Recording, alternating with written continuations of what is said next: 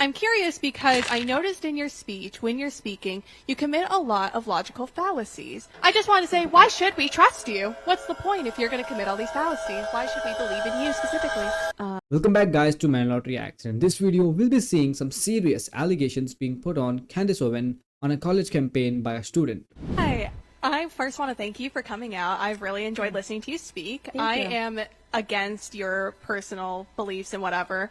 And I wanted to ask, because you're, talking about how we shouldn't trust the government, we shouldn't trust all these people, and I'm curious because I noticed in your speech, when you're speaking, you commit a lot of logical fallacies. And I can give you some examples such as composition, division, ad hominems, and, many, many others. And I learned about these in my rhetoric class because my class, which was very, very Republican driven, wanted us to be good arguers, so that way we could... Do you mind getting to the question? Because we have a lot of people that are waiting. Yeah, of course, no problem. Thank you. I just want to say, why should we trust you? What's the point if you're going to commit all these fallacies? Why should we believe in you specifically? Okay, well, if you think that anything that I have said today, and just try to stick to the facts and don't focus too much on what you perceive to be logical fallacies, just go look up Margaret Sanger, go look up Lyndon Baines Johnson, go look up the things that I'm telling you, and let me tell you that if you look that up and what you find out is that I completely lied today, then you shouldn't trust me. The reason why I'm standing up here is because I'm confident that I am sharing with people the truth. And the reason why I'm still up here, by the way, despite the fact that the entire media, an entire Democratic establishment, an entire BLM nation that was built overnight has been against me. The reason why my audience continues to grow is because when you are for truth and you are for God, who can be against you? You're going to win. Thank you for your question. I don't know who told this woman, but there is no one on this planet who you could say is a perfect human being except for God. And if she's trying to say that, oh, just because you committed she mentioned these fallacies, ad hominem fallacies. First of all, it's very, very rare to see Candace Owens committing ad hominem fallacy. Okay, it's not something that you do. Ad hominem, for those who don't know, is a fallacy. It's a logical fallacy when someone's making an argument and you try to attack their personal character. That's what's called ad hominem fallacy. And you will very rarely see Candace Owens actually attacking someone's character instead of their argument. You know why? Because she's knowledgeable. She studies, and she studies the topic, she studies whatever she's debating on, she studies whatever the argument will be about, and she studies the rebuttal that's going to happen. And that's why she makes an argument about the topic. And since she makes an argument, she doesn't really attack the person personally. And if it has ever happened, I will not be the person who like, she's 100% perfect, but okay, it might have happened, but most probably there must be a reason. I believe that. And if she even have used ad hominem fallacy one or twice, it doesn't make her less trustworthy at all. I wouldn't say that at all. There might be some reason. You cannot just make an description of a person and put these allegations on her without actually knowing the context of the situations that she were in while she made these fallacies. There's one more kid who tried to outsmart Candace Owens. Hello. How do you reconcile your stance against fake news with statements on your platform today, such as the rates of virgin graduates and the mental effects of vaccines, which seem to be grounded in your opinion rather than factual evidence? You have such a powerful platform, but it is very easy to make assumptions, and unfortunately, that does not make them real. Sorry, what did you say about vaccines? I'm sorry, I didn't... Yeah, like how vaccines were you said how you were against pharmaceutical things because they were they would have mental effects on people, and you recall the COVID vaccine. Yep. So it's very easy to make assumptions, but that does not make them real. It's not an assumption. So you just have to look up the history of vaccines. I have an entire series for you. I'm not making this up because I feel a certain way. It's not what I engage in. You have to pay a ton of money to access the medical research, which is part of keeping people ignorant, to go back and look at the studies that produced all of these vaccines. I'll give you one right now. Let's do the tetanus one. You guys have to keep getting the tetanus shot, right? At its peak incidence in America, tetanus, okay? Before the vaccine, how many Americans do you believe were getting tetanus?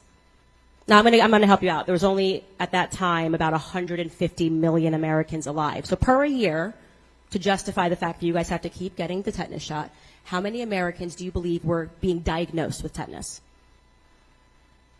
I don't know. You don't know? Yeah, but just give a guess. It doesn't matter. I'm not expecting you to know. It's a random specific question. 50 million. Well, I like the 550 is the answer. 550 people were being diagnosed, not even dying, of tetanus before they rolled out the vaccine. And those individuals were being diagnosed with tetanus because we didn't have basic sanitation. And when soldiers were getting their arms blown off, they were just bandaging it up, okay? They weren't babies coming out of the womb in need of stepping on a nail, which was propaganda created by Big Pharma. So please do not insult me by thinking that I would ever put my children at risk because I feel like vaccines are bad. I know they're bad. I also know how they experimented with those vaccines on people that were utter victims and being held down in societies, and like I said, over in Africa, because they wanted to make sure that the effects weren't so bad that people weren't noticing. Big Pharma is a cartel, okay? It's a drug cartel. It's the hope and the dreams of the Mexican drug cartel kingpins down there, is to do a relationship with the government to poison people and then to look up and say, I'll pay a small, $150 million out because I've already made billions off of selling people things I know are going to either kill them or turn them into addicts. All the way, you want to talk to your relatives, a little bit of common sense, if what you're talking about. Ask them if everybody, when they were growing up, had all of these allergies. Everyone's tree nuts and peanuts and sea nuts and D nuts and, and I'm allergic to air, Something is happening, and going from the 6 vaccines that were required when I was a kid to get back in 1989 to now the 72 vaccines that people are required to get from K through 12, maybe it's time to look up and wonder if it's making us healthier. That's all I'm saying. Thank you very much. These college kids today are just so, I don't know, they don't have any manners. They just put allegations on you instead of actually asking you for what your belief is. And as Candace actually did, she, as I said, she's knowledgeable. She doesn't really, see, I'm not a fan of her, but I'm just saying that these people doesn't really come up on stages and without, unprepared, just for the money. All I have to do is, talk to some kids, that's it. No, they study about these things. I wouldn't say master, but they know a lot about these things, and then they come on stages, and that's why they know the answer. And then these kids think, oh no, they were just, just trying to get out of the situation. They just do it for money because they just want to try to spread the propaganda. No, it's not that. Of course, money is the front end reason, that's for sure. Everybody do everything for money, right? You go to, let's say, college, you do it to get a degree, and then a degree, you could do a good job that will pay you good money. At the end, it's money. Yeah, that's a front end thing. But then again, if you layer one layer back, you come back, what's going to happen? There's a reason. The reason could be anything, for the family, for the, you just believe that you want to do something good. You could do that. And as I said, money's already taken over, so taken out of situation. So there's only some other reasons left. And you wouldn't do good for bad reasons. It's very rare. It's a specific case maybe. But you wouldn't really do good, or you wouldn't try to spread the truth, the reality, with a bad intention or a bad reason. Nobody would say, okay, I think everybody should have equal rights for a bad reason, right? That's not possible. So that was it. And if you enjoyed this video and if you got some value from this video, I would like you to, please like the video and subscribe to the channel for more videos like this. I will see you in the next video. Till then, take care everyone, and bye-bye.